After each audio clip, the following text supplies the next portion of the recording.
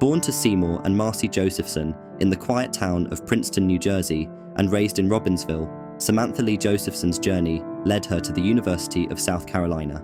There, she pursued a degree in political science with dreams that stretched far beyond her senior year.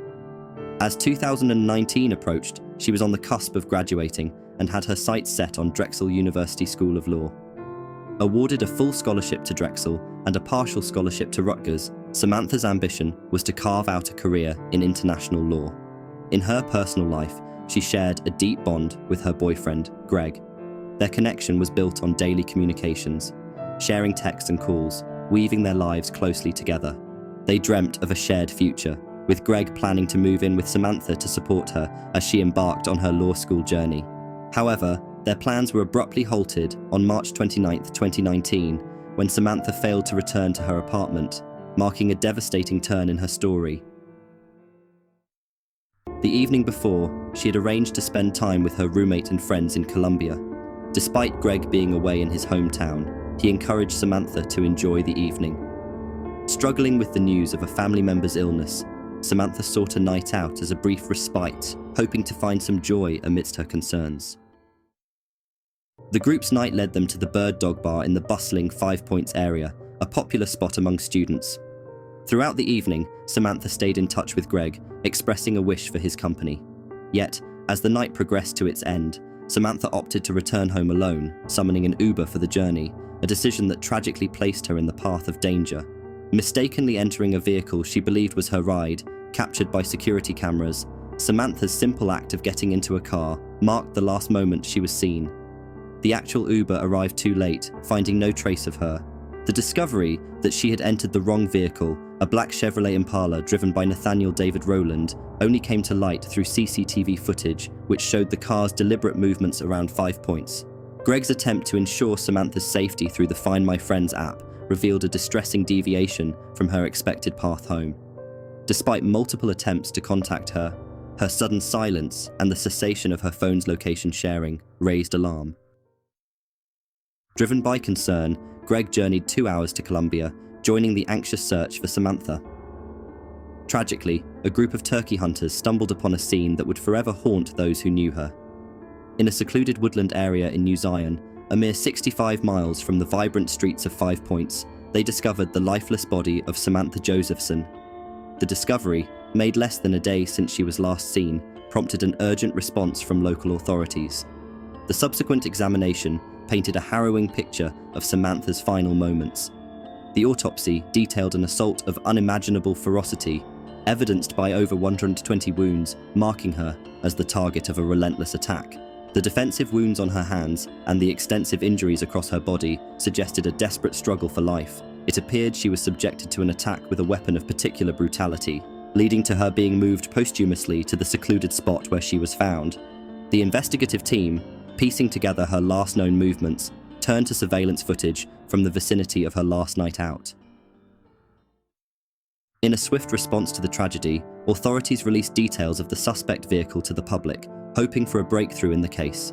In the early hours of March 30th, a black Chevrolet Impala, mirroring the description of the vehicle of interest, was spotted by patrol officers in the same vicinity from where Samantha was last seen.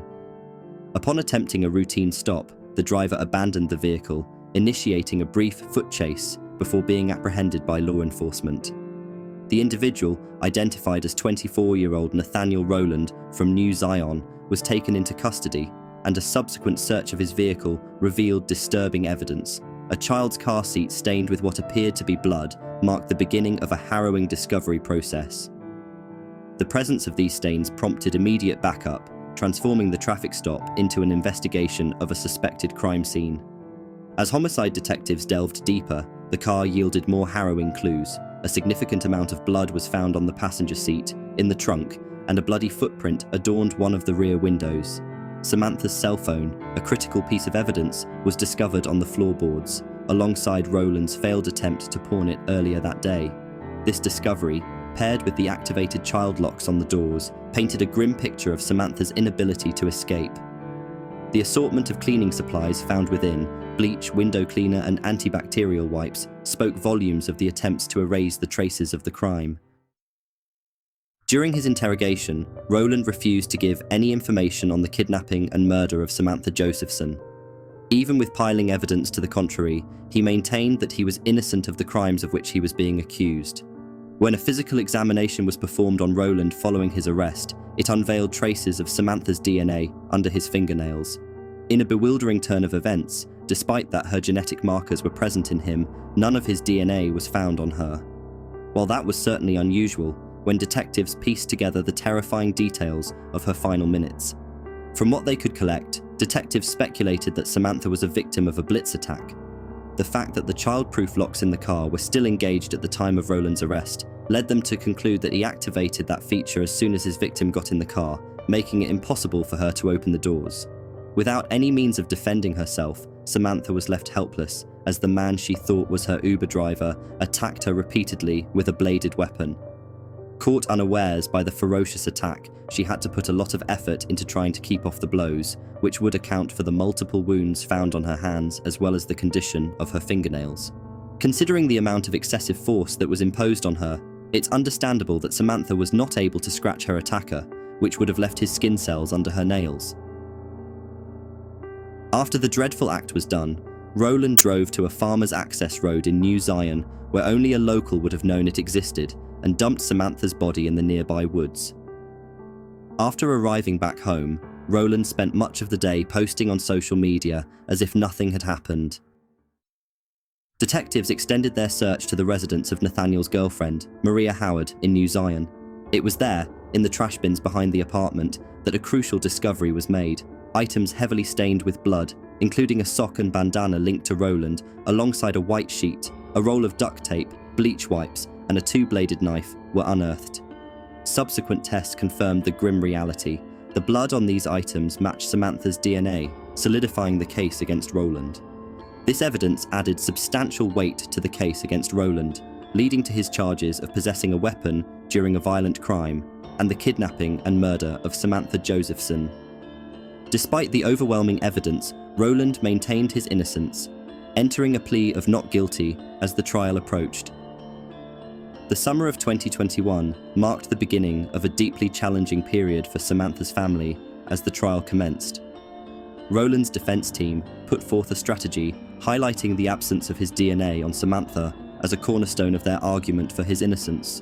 Contrarily, the prosecution presented a compelling case, underscored by the tangible evidence gathered, aiming to dismantle the defense's narrative and underscore the severity of Rowland's alleged actions. The jury, after deliberating for merely an hour, found Nathaniel Rowland guilty, sentencing him to life imprisonment without the possibility of parole. This verdict marked a bitter conclusion to a case that had captured the nation's attention, highlighting the potential dangers lurking within everyday decisions like taking a rideshare. In the aftermath, Samantha's bereaved parents, Seymour and Marcy Josephson, channeled their grief into proactive measures to prevent similar tragedies. They founded the What's My Name Foundation, advocating for rideshare safety protocols and urging passengers to verify their driver's identity before entering a vehicle. Their initiative, coupled with Samantha's story, prompted the rideshare industry to implement additional safety features, including a personalized 4-digit code for ride verification. Samantha's untimely departure has left an indelible mark on her loved ones and on society at large. Her story serves as a sobering reminder of the vulnerabilities that come with modern conveniences and the collective responsibility to foster a safer environment for all. Through the enduring efforts of her family and the broader community, Samantha Lee Josephson's legacy continues to advocate for vigilance and safety in her memory. Please share your thoughts on this case in the comments below. Your insights are valuable to us, but remember to remain respectful to the victim and her family and friends. If you haven't already, make sure to subscribe to our channel and hit the bell icon to stay updated with our weekly releases. Look after yourself and those close to you. Thanks for watching.